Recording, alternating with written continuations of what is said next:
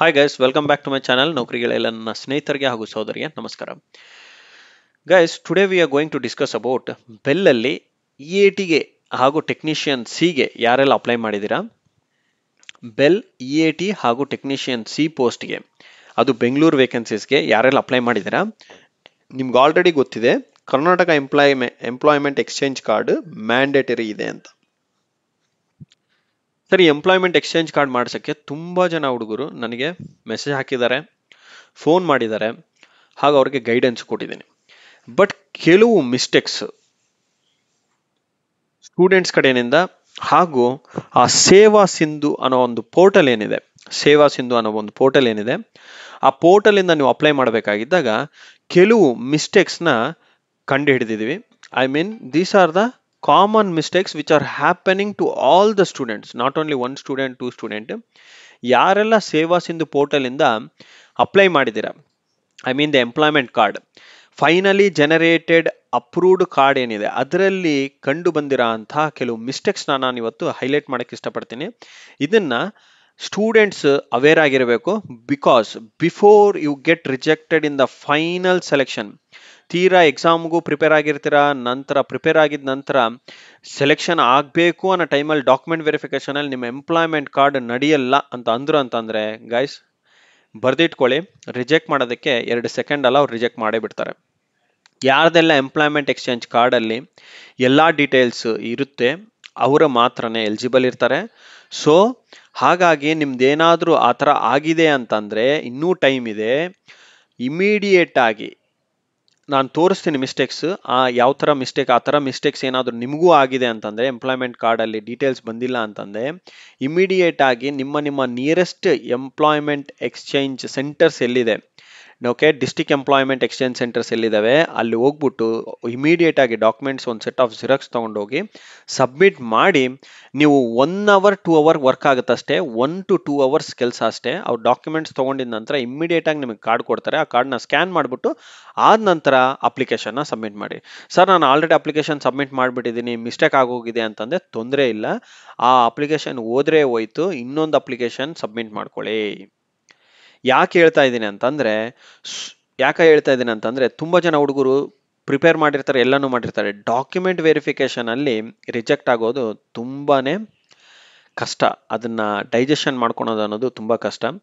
Select ಆಗಿರ್ತೀವಿ, ಕೈಗೆ ಬಂದಿರೋ ತುತ್ತು ಬಾಯಿಗೆ ಹೋಗಿಲ್ಲ ಅಂತಾರಲ್ಲ, ಆ ಥರ ಆಗಬಾರ್ದು ನಿಮ್ಮ ಜೀವನ. ಓಕೆ, ಸೊ ಹಾಗಾಗಿ ನಾನು ಈ ಮಿಸ್ಟೇಕ್ಸ್ನ ನಿಮ್ಮ ಮುಂದೆ ತರ್ತಾ ಇದ್ದೀನಿ ಗೈಸ್. ನೋಡಿ, ಈ ವಿಡಿಯೋನ ಕೊನೆ ತನಕ ವಾಚ್ ಮಾಡಿ. ಯಾರೆಲ್ಲ ನಮ್ಮ ಚಾನೆಲ್ನ ಮೊದಲದಾಗಿ ವೀಕ್ಷಿಸ್ತಾ ಇದ್ದೀರಾ ಸಬ್ಸ್ಕ್ರೈಬ್ ಮಾಡ್ಕೊಳ್ಳಿ. ಸೊ ಇ.ಎ.ಟಿಗೆ ಸಂಪೂರ್ಣ ತರಗತಿ ಕ್ಲಾಸಸ್ ಇರುತ್ತೆ ಫಾರ್ ಟ್ರಿಪಲ್ ಇ.ಸಿ.ಎ ಅಂಡ್ ಮೆಕ್ಯಾನಿಕಲ್. ಅದಕ್ಕಾಗಿ ನಿಮಗೆ ಕೋರ್ಸಸ್ ಬೇಕು ಅಂತಂದ್ರೆ ಈ ಪರ್ಟಿಕ್ಯುಲರ್ ನಂಬರ್ಗೆ ಮೆಸೇಜ್ ಮಾಡ್ಬೋದು. So let us discuss in detail what are those mistakes and we should be aware of those mistakes ಅನ್ನೋದು ಚೆಕ್ ಮಾಡೋಣ. ಗೈಸ್, ಇದು ಒಂದು ಸ್ಟೂಡೆಂಟಿನ ಒಂದು ಫಾರ್ಮ್ ಆಫ್ಟರ್ ಫೈನಲ್ ಅಪ್ರೂವ್ಡ್ ಆದ ನಂತರ ಬಂದಿರೋಂತಹ one of the document. So ಆ ಡಾಕ್ಯುಮೆಂಟ್ ಅಲ್ಲಿ ಏನೇನಿದೆ ನೋಡಿ. ಇದು ಬಂದ್ಬಿಟ್ಟು ನಿಮ್ಮ ಎಕ್ಸ್ಪೈರಿ ಡೇಟ್. ಓಕೆ ಗೈಸ್, ಇಲ್ಲಿ ನೋಡೋದಾದ್ರೆ ಈ ಟೇಬಲ್ ಆಕ್ಚುಲಿ ಫಿಲ್ ಆಗಿ ಬರಬೇಕು. ನೀವು ಆನ್ಲೈನ್ ಅಲ್ಲಿ ಸಬ್ಮಿಟ್ ಮಾಡಿದ್ದೇನೆ ಅಂತಂದ್ರೆ ಇದು ಏನಂತಂದ್ರೆ ನೋಡಿ, ಮುಂದೆ ನವೀಕರಿಸಬೇಕಾದ ದಿನಾಂಕ ಅಂದ್ರೆ ನೆಕ್ಸ್ಟ್ ರಿನಿವಲ್ ಮಾಡಬೇಕಿರೋಂತಹ ಡೇಟ್ ನ ಇಲ್ಲಿ ಬರೀತಾರೆ. ಇದು ವೆರಿ ಇಂಪಾರ್ಟೆಂಟ್. ಓಕೆ, ಸೊ ಈ ಟೇಬಲ್ ಅಲ್ಲಿ ನಿಮಗೆ ದಿನಾಂಕ ಕೊಟ್ಟಿರ್ಬೇಕಾಗಿರುತ್ತೆ, ಆದ ನಂತರ ಇಲ್ಲಿ ಸಿಗ್ನೇಚರ್ ಇರಬೇಕು, ನಂತರ ನೆಕ್ಸ್ಟ್ ನೀವು ನವೀಕರಿಸಬೇಕಾಗಿರೋ ದಿನಾಂಕ, ಇಲ್ಲಿ ಇವೆರಡು ಟ್ಯಾಬ್ ಫಿಲ್ ಆಗಿದ್ರೆ ಸಾಕು. ನಂತರ ಕೆಳಗಡೆ ನೋಡೋದಾದ್ರೆ ಇಲ್ಲಿ ನೋಡಿ ಕೊಟ್ಟಿದ್ದಾರೆ, ಉದ್ಯೋಗ ಮತ್ತು ತರಬೇತಿ ಇಲಾಖೆಯಿಂದ ಬಂದಿರೋಂತಹ ಡಾಕ್ಯುಮೆಂಟ್. ಇದು ಗುರುತಿನ ಪತ್ರ ಸಂದರ್ಶನ, ಇದು ಪರಿಚಯ ಪತ್ರವಲ್ಲ ಅಂತ ಕೊಟ್ಟಿದ್ದಾರೆ. Okay, it's okay, fine, problem ಇಲ್ಲ. ಇಲ್ಲಿ ನೋಡಿ ಹೆಸರು ಬಂದ್ಬಿಟ್ಟು ಏನಂತ ಕೊಟ್ಟಿದ್ದಾರೆ ನೋಡಿ, ನಿಮ್ಮ ಹೆಸರು ಅಪ್ಡೇಟ್ ಆಗುತ್ತೆ, ಇಲ್ಲಿ ಫುಲ್ ನೇಮ್ ಬರುತ್ತೆ, ಹುಟ್ಟಿದ ದಿನಾಂಕ, I mean the date of birth will be displayed here. ನಂತರ ನೋಂದಣೆಯ ದಿನಾಂಕ, I mean the date of employment applied, ಆ ಡೇಟ್ ಇಲ್ಲಿರುತ್ತೆ. ನೋಂದಣೆಯ ಸಂಖ್ಯೆ, this is your employment exchange number. ನೋಂದಣೆಯ ಸಂಖ್ಯೆ ಅನ್ನೋದು ಏನ್ ಬರುತ್ತಲ್ಲ, ಇದು ನಿಮ್ಮ ಎಂಪ್ಲಾಯ್ಮೆಂಟ್ ಎಕ್ಸ್ಚೇಂಜ್ ನಂಬರ್ ಇಲ್ಲಿ ಬರಬೇಕು. ವಿದ್ಯಾರ್ಹತೆ, this has to be updated guys. ಇಲ್ಲಿ ನೋಡಿ ವಿದ್ಯಾರ್ಹತೆನೇ ಅಪ್ಡೇಟ್ ಆಗಿಲ್ಲ. These are the mistakes in the Seva Sindhu. ಮತ್ತೆ ರಾವೈ ಅನ್ನೋ ಒಂದು ಸಂಖ್ಯೆ ಏನಿದೆ ಇದನ್ನು ಅಪ್ಡೇಟ್ ಆಗಿಲ್ಲ. ವೃತ್ತಿ ಇದನ್ನು ಅಪ್ಡೇಟ್ ಆಗಿಲ್ಲ. ಓಕೆ, ಇಲ್ಲಿ ನೋಡಿ ಪರಿಶಿಷ್ಟ ಜಾತಿ, ಪರಿಶಿಷ್ಟ ಪಂಗಡ, ಓಕೆ, ಹಿಂದೆ ಬರುವ ವರ್ಗ ಅಥವಾ ಇತ್ಯಾದಿ ಯಾವ ಕ್ಯಾಸ್ಟ್, ಆ ಕ್ಯಾಸ್ಟ್ ಸಹ ಅಪ್ಡೇಟ್ ಆಗಿಲ್ಲ. ಅಂಡ್ ಉದ್ಯೋಗಾಧಿಕಾರಿಗಳ ಅವರ ಸಹಿ ಏನಿಲ್ಲ, ಇಲ್ಲಿ ಅಪ್ರೂವ್ ಅಂತ ಬಂದಿದೆ, ಅವ್ರ ಅಪ್ರೂವ್ಡ್ ಅಂತ ಹೇಳ್ಬಿಟ್ಟು ಅವ್ರ ನೇಮ್ ಇರುತ್ತೆ. ಅಂಡ್ ಇಲ್ಲಿ ಕೆಳಗಡೆ ನೋಡೋದಾದ್ರೆ ನಿಮಗೆ digitally verified, digitally signed by Hattappa PS, date and time ಕೊಟ್ಟಿದ್ದಾರೆ. ಓಕೆ, ಅದು ನಿಮ್ಮ ಕೆಳಗಡೆ ಇದೆ. ಸೊ ಈಗ ನಾನು ಒಂದು PDF ಸಹ ತೋರಿಸಿ. ಸೊ ಇಲ್ಲಿ ನೋಡಿ ಗೈಸ್, ಈ PDF ಅಲ್ಲಿ ನೋಡೋದಾದ್ರೆ ಇದು ಅನದರ್ ಸ್ಟೂಡೆಂಟ್ ಆನ್ಲೈನ್ ಅಲ್ಲೇ ಬಂದಿರೋಂತಹ ಡಾಕ್ಯುಮೆಂಟ್ ನೋಡಿ. ಇಲ್ಲಿ ಸಹ ಬ್ಲಾಂಕ್ ಇದೆ, ಹಿಯರ್ ಆಲ್ಸೋ ಬ್ಲಾಂಕ್ ಇದೆ, ಇಲ್ಲೂ ಬ್ಲಾಂಕ್ ಇದೆ, ರೈಟ್, ನಿಮಗೆ ಕಾಣ್ತಾ ಇದೆ. ಬಟ್ ಇಲ್ಲಿ ಯಾವ ಡೀಟೇಲ್ಸ್ ಇರಬೇಕು ಅಂತಂದ್ರೆ ಇಲ್ಲಿ ನಿಮಗೆ ಡೇಟ್ ಆಫ್ ಎಕ್ಸ್ಪೈರಿ ಬರಬೇಕು, or renewal date. Okay, renewal date ಇಲ್ಲಿ ಬರಬೇಕು. ನಂತರ ಇಲ್ಲಿ ಸಿಗ್ನೇಚರ್ ವಿತ್ ಡೇಟ್ ಎರಡು ಇರಬೇಕು. ಸೊ ಈ ತರ ಆದ ನಂತರ ಇಲ್ಲಿ next renewal date. Okay, next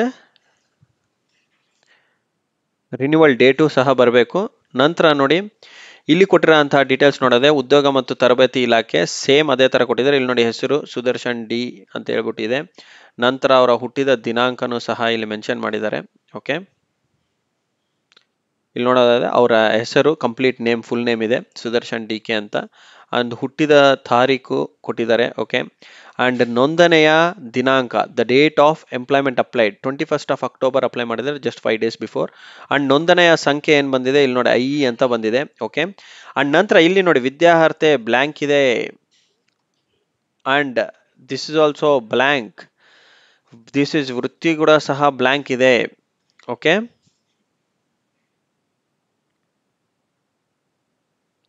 ನೋಡಿ ಇಲ್ಲಿ ನೋಡಿ ಇದು ಸಹ ಬ್ಲಾಂಕ್ ಇದೆ.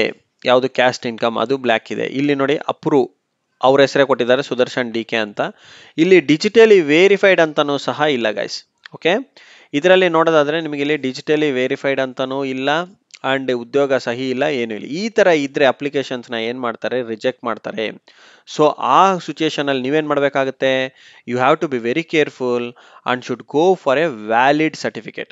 ವ್ಯಾಲಿಡ್ ಸರ್ಟಿಫಿಕೇಟ್ ಬರಬೇಕು ಅಂತಂದ್ರೆ ದಯಮಾಡಿ ಈ ತರ ಆನ್ಲೈನ್ ಅಲ್ಲಿ ಸಬ್ಮಿಟ್ ಮಾಡೋದು ಓಕೆ ಫೈನ್, ಬಟ್ ಯಾವಾಗ ಅಂತಂದ್ರೆ ನಿಮ್ಮ ಡೀಟೇಲ್ಸ್ ಸಂಪೂರ್ಣವಾಗಿ ಬಂದ್ರೇನೆ ವ್ಯಾಲಿಡ್ ಆಗುತ್ತೆ guys. This kind of certificates are not valid.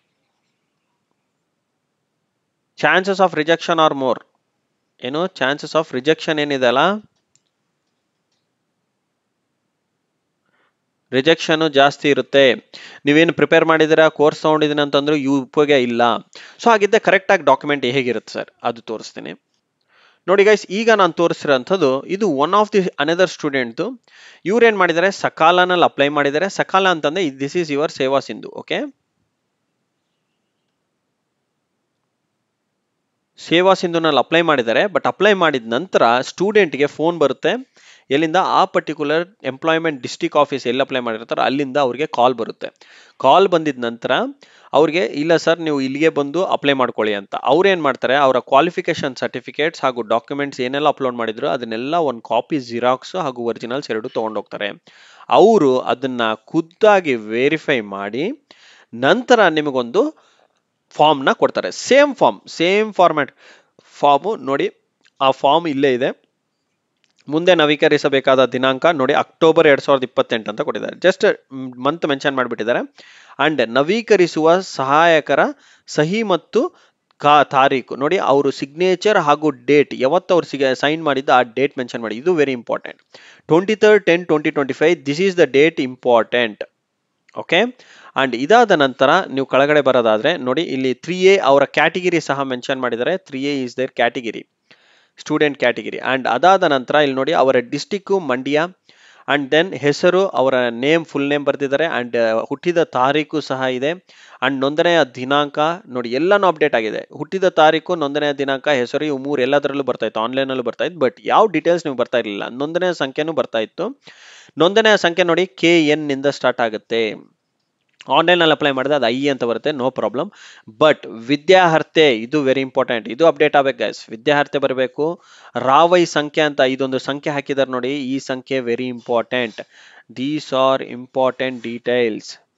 This has to be updated. ವೃತ್ತಿ ಏನ್ ಹಾಕಿಲ್ಲ, ನೋ ಪ್ರಾಬ್ಲಮ್, ಯಾಕಂದ್ರೆ ಕೆಲಸ ಮಾಡೋರು ಮಾತ್ರ ವೃತ್ತಿ ಹಾಕ್ತಾರೆ. ಇಲ್ಲಿ ನೋಡಿ ಯಾವ category Idu category very important. This is the category you are going to claim in the reservation.